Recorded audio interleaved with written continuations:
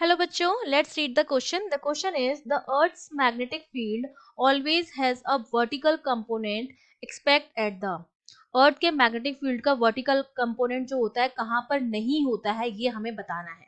तो देखिए इस क्वेश्चन को करने के लिए हमारा जो की कॉन्सेप्ट रहेगा उस की कॉन्सेप्ट में आपको पता होना चाहिए कि अर्थ की सरफेस पर दो मेरिडियन होते हैं। एक आपका होता है ज्योग्राफिकल मेरिडियन और दूसरा आपका होता है मैग्नेटिक मेरिडियन। ठीक है, अगर मैं इसको डायग्राम के थ्रू बताना चाहूँ तो सपोज ये मैंने मान लिया कि ज्योग्राफिक मेरिडियन है। ठीक है, और यहाँ पर ये जो है मेरा वो आपका क्या है, मैग्नेटिक मेरिडियन है। ये आपका ज्योग्राफिक मेरिडियन है और ये आपका मैग्नेटिक मेरिडियन है। दोनों मेरिडियन के बीच का जो डिस्टेंस होता है, जो एंगल होता है दोनों मेरिडियन के बीच में, जिसको मैं अल्फा लिख दूं, वो हमारा होता है एंगल ऑफ डिक्लाइनेशन। ठीक है, एंगल ऑफ डिक्लाइनेशन। और ये अर्थ का मैग्नेटिक मेरिडियन है तो मैग्नेटिक पोल्स होंगे, इसकी वजह से यहाँ पर एक क्या होता है, मैग्नेटिक फील्ड होता है बी। और ये क्या है, वेक्टर क्वांटिटी है, तो इसके दो कंपोनेंट होते हैं, एक तो वर्टिकल कंपोनेंट होता है और एक आपका हॉरिजॉन्टल कंपोनेंट होता है जिसको हम बी एच कहते हैं। तो अगर मैं रिलेशन की बात करूं तो देखो इस डायरेक्शन में, बी एच के डायरेक्शन में क्या होता है, मैग्नेटिक नॉर्थ होता है आपका, और वर्टिकल के डायरेक्शन में आपका ये मैग्नेटिक आपका नॉर्थ हो जाएगा। ठीक है, और इन दोनों के बीच में जो वर्टिकल जो हमारा मैग्नेटिक मूवमेंट है और आपका जो हॉरिजॉन्टल डायरेक्शन है उसके बीच में जो एंगल होता है थीटा, उसको हम कहते हैं angle of dip. Angle of dip. तो एंगल ऑफ डिप की जो वैल्यू होती है, अगर टेन थीटा की मैं वैल्यू निकालूं तो वो मेरी किसके बराबर आती है, बीवी अपॉन बी एच के क्या आती है, बराबर आती है। ठीक है, अब अगर मैं रिलेशन निकालना चाहूँ तो मेरा जो रिलेशन आता है यहाँ से b इक्वल्स टू जो आता है हमारा, अगर b का रिलेशन में निकालना चाहूँ तो b की जो वैल्यू आती है b equals to B equals to b cos theta. तो यहाँ पर क्या होगा, अगर मैं इक्वेटर, सपोज मैंने यहाँ पर डायग्राम बनाया, ठीक है, ये मेरा अर्थ है, ये उसका ज्योग्राफिक मेरिडियन है जिसके अबाउट ये इस तरह से रोटेट करता है, ये नॉर्थ हो गया, ये साउथ हो गया। मैग्नेटिक मेरिडियन थोड़ा सा टिल्टेड होता है, ये आपका एंगल ऑफ डिक्लाइनेशन जो ऑलमोस्ट 11 डिग्री के बराबर होता है, तो ये एन डैश हो गया, ये एस डैश हो गया। तो ये तो हमारे क्या हो गए, पोल्स हो गए एन और एस। ठीक है, अब जो मैग्नेटिक पोल्स होंगे तो नॉर्थ साइड से तो मैग्नेटिक लाइंस जो होती हैं वो इस तरह से जनरेट होती हैं और साउथ में जाकर क्या हो जाती हैं, टर्मिनेट हो जाती है इस तरह से। सिमिलरली यहाँ पर भी होगा इस तरह से।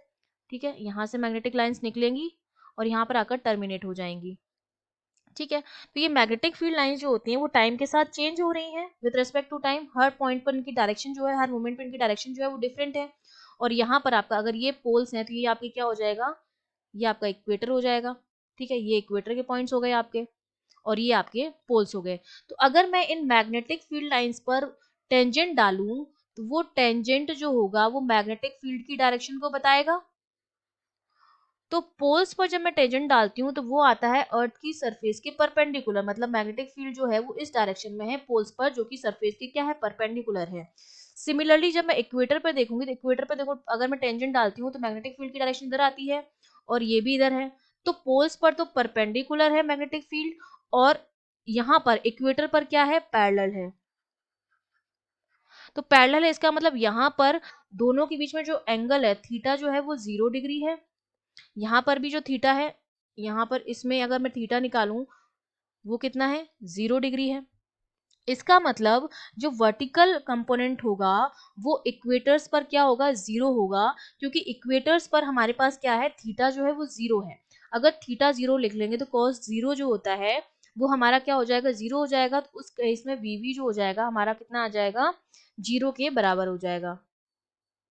सॉरी, यहाँ पर जो एंगल आएगा हमारे पास वो हमारे पास, यहाँ पर हमने जो फॉर्मूला लिखा है वो आप हमारा जो फॉर्मूला होता है वो किसके लिए होता है, वो हमारा होता है हॉरिजॉन्टल कंपोनेंट्स के लिए। ठीक है, तो हॉरिजॉन्टल कंपोनेंट जो है हमारा B H equals to B cos theta. तो बी हॉरिजॉन्टल कंपोनेंट जो आ जाता है वो क्या हो जाता है, 0 हो जाता है पोल्स पर।